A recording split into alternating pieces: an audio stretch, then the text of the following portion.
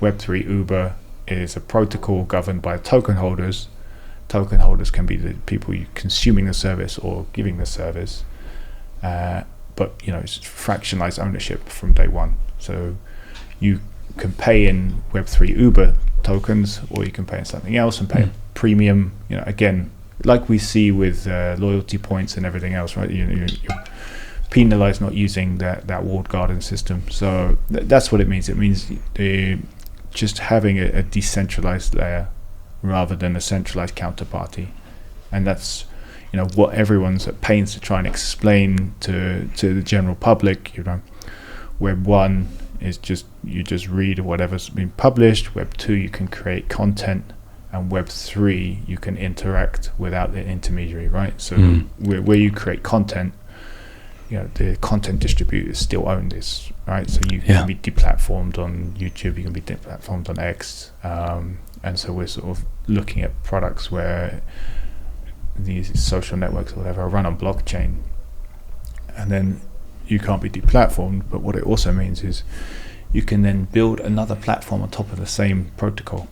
So you might use something that looks like Twitter, and you build up a presence and a network and a people and connections, and then there's a better version someone releases, and you can take your kudos and everything else, right? So you don't have to keep replicating that build. You have to keep trying to find users. I think that it's decentralization isn't the answer to everything, but it's where you have some fat layers of people abstracting value. That's what we need to solve. So it's literally breaking down all the barriers, isn't it, almost between countries as well, because you've got the currencies which are only valuable if the US says the US dollar is worth money. Same with England or UAE. So it's helping with all that as well. Yeah, this is a struggle that everyone's having with regulations, because generally regulations and people are in jurisdictions, right? They're in place, whereas the web is sort of jurisdictionless, as we say, right? Countries try and block websites and do this, but there's sort of ways around it, right? So it's abstract from like a place. You can definitely close down a shop, but can you close down a website? Depends on your reach. It's the difference between sort of crypto. Is it totally abstract from jurisdiction or not, right? And it's then, is a person created this? Is the jurisdiction that they're residing in the one that's applicable? Is it where most of the customers are? It becomes very complex, and it's just because obviously the web isn't as bound to jurisdictions as traditional brick and mortar financial services and everything else. So this is something that hasn't been solved yet. So places like UAE are striving to say, right, well, maybe we'll become the jurisdiction. And then you're seeing an influx of people here. Yeah, well, this is what I want to get onto, because you were the leader of Binance for, did we say Dubai or the Middle East? So all regulated entities have to have someone sort of culpable, and so for Dubai, so Binance FZE says it's a regulated exchange. So I was the general manager of that. So this was regulated through VARA, and it's a fully independent exchange, looked after by us, but we use the Binance tech. Yeah. So, but you obviously were in the middle of the field when this is all going on, and so what I was interested in when I was doing the research and looking at what you've been doing is, how is Dubai in general helping or leaning into this tech? Because it feels like quite a forward-thinking place for the most part. And I was looking at it, I was thinking there must be something that Dubai is doing quicker than other places. Maybe not, but I'm interested to hear your opinion. Dubai is definitely moving faster than everyone else. Okay. This, right? So, and the UAE, right? So the UAE has AI ministers, which seemed different when they first came, and then we're seeing that there's a great strategy move, right?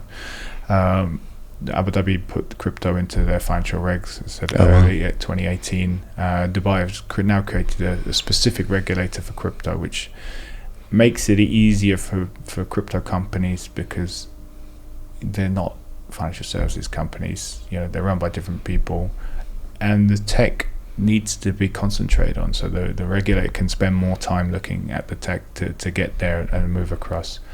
Dubai, UAE is also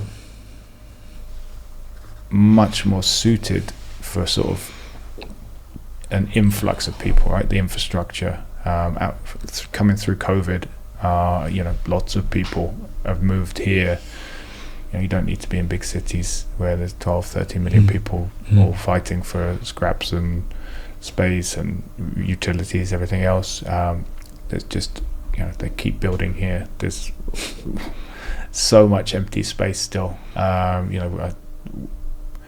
think I saw plans of Dubai 2040 or 2050, and it's almost double the size, right? Yeah. And they build in. You have that infrastructure, right? So again, if you want to relocate all your crypto business to another country, it's a big logistical problem, right? Even like I've moved offices within a city in London, and it's unbelievably difficult. Really? Right?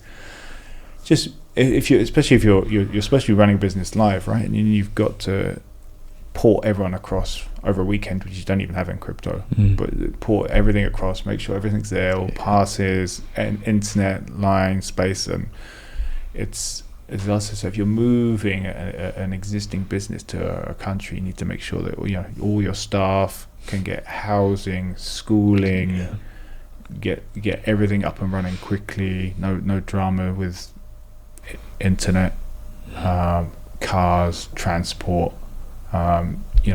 Dubai and UAE offer this sort of plug and play, ready to go with scale, and I don't think anyone else has that scale. We've seen a lot of migrant problems in Europe, right, where the just infrastructure isn't there. There's been, unfortunately, like refugees moving in, and the infrastructure's just not there. But here, there's a lot of infrastructure to grow and bring businesses. Yeah, there's so many cool. You're probably part of a few. So many cool sort of Web3 and crypto businesses going on. Everyone seems to be into sort of Web3 or AI or something that's absolutely innovative at the minute, which is so cool. How do you think businesses can take advantage of crypto or Web3 right now? And we're talking about small to medium size.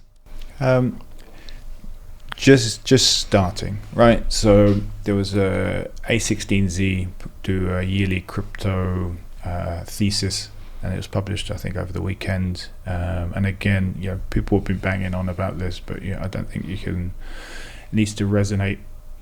They put a curve on like internet adoption and then crypto wallet usage, and it's pretty much more in line. I know BlackRock have said that their adoption's quicker than mobile phones. Wow. So if you know this, and this is what drove Jeff Bezos to leave trading to go into internet trading, right? Because he's like, why am I fighting over dips when this thing's going up like 1,000% a year? Like surely you need to be in this, right? So for SMEs, then you take that realization and say, right, this is happening, right? So whether it's crypto payments, whether it's crypto loyalty, this was the sort of fad we have for NFTs, right? So you can have things that represent yourself, but we're seeing NFTs now be used for like loyalty, and so you define yourself as a wallet with an NFT and get access, get discounts. Then the person can then drop stuff into your wallet because they know where you are, so they can give you tickets to things. Engagement, right? Again, this is why Nike bought a Web3 company a few years ago. I know sort of the high-end brands are doing things. I know Prada has like some sort of blockchain initiative for sort of source. So there are lots of things, and you need to get involved in order to understand it. Right? And again, if you just go back to the internet, right? We're like people that didn't understand the internet and got burnt. Like their businesses, unless you're like something that can't be digitalized. But even then, I'm sure let's say plumbers, right? If you you build a great website, a great app, and you integrate, you're going to get much more business than the guy just has, doesn't think he needs to migrate from Yellow Pages. Yeah, 100%. So yeah, whatever you're doing, just start looking at crypto. If you like these episodes, feel free to subscribe to our Healthy Hustle newsletter below, where you'll get behind the scenes information from our guests, as well as from the studio operator who helps us create these cinematic episodes. It's also full of business advice and tips, and it will help you join the community of healthy entrepreneurs.